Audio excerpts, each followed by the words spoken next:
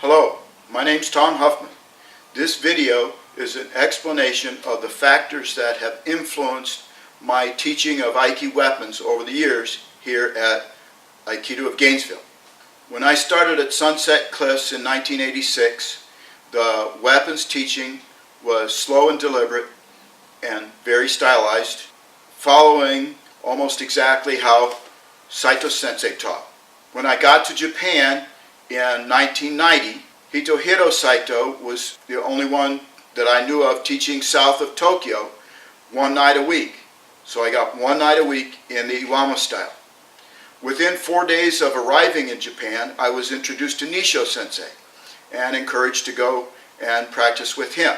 I found that Nisho Sensei taught in a different place every night of the week, so I followed him and practiced with him or his senior students, and I would get 4 or 5 nights a week with Nisho style.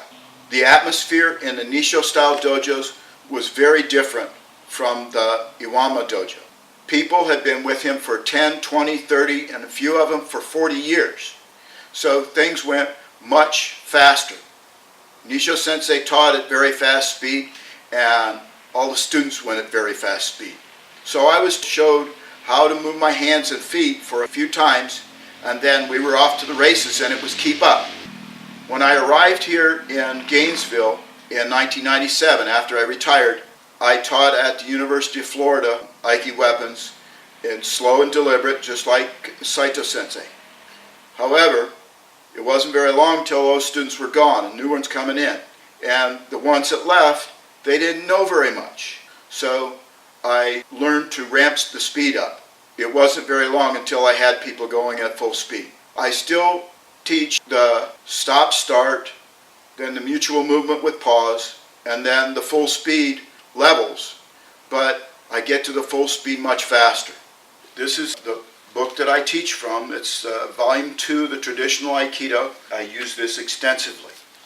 I teach right out of it. We follow things as long as they're doable and it's not in a situation where somebody could get hurt. What I'm teaching is more advanced. When you're doing things at high speed, things show up that are different from the low speed. So there will be some explanations in the videos that are a little bit different than what you may have heard in other dojos. And this is because of these other influences that I've had over the years. I'm also had a lot of influence with the sword. My sword movements are a little bit different than the standard Iwama movements because I'm thinking of it as a sword and not as a wooden sword. I'm thinking of it as a blade. So I teach it as a blade. So that's how I teach Aiki weapons here at Aikido of Gainesville, here in Gainesville, Florida. This is the 4th Kentai Jo, starting in a Tsuki Kamae again. I want to show slow and show what it looks like in the book first, and then I'm going to explain what I do. He goes up, I come in, and in the book, the tip is sticking out here. It comes in at just about this flat angle. When it comes down, you're catching in here, it catches out close toward the wrist. I do it differently.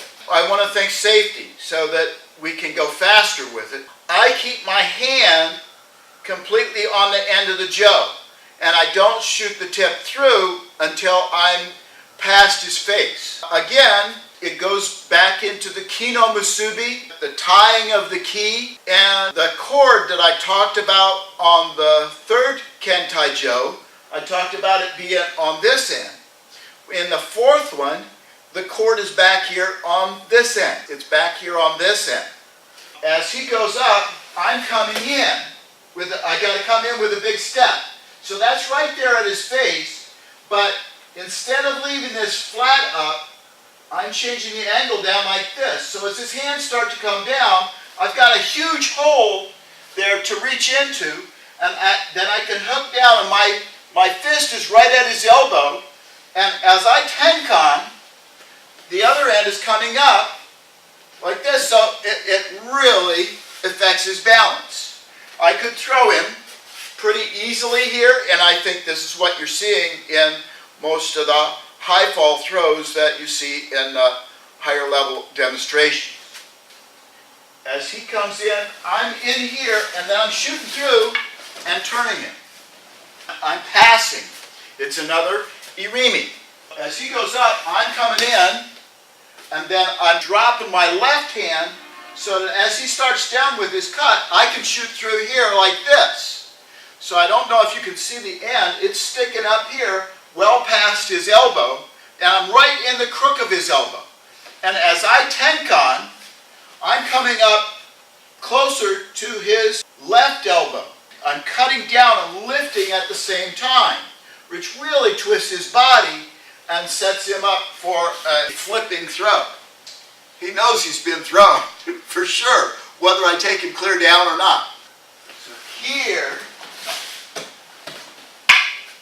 so you can see there that my hand is already dropping, so I'm ready to shoot through there as soon as it comes up.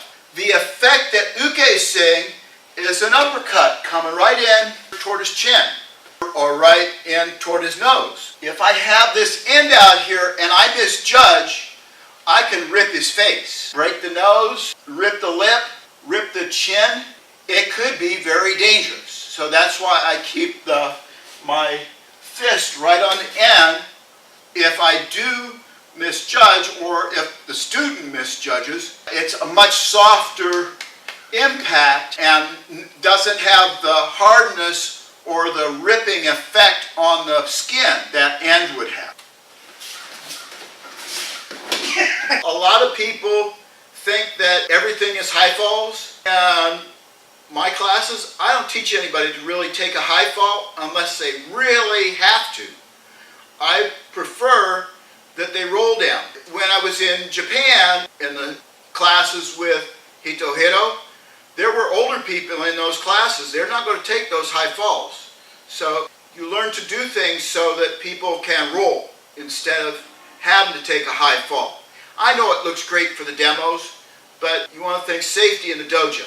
People taking a easier rollout is so much safer, and it saves your bones. It saves your bones so much wear and tear. So I'm coming in here. So that's the fourth Kentai Jo.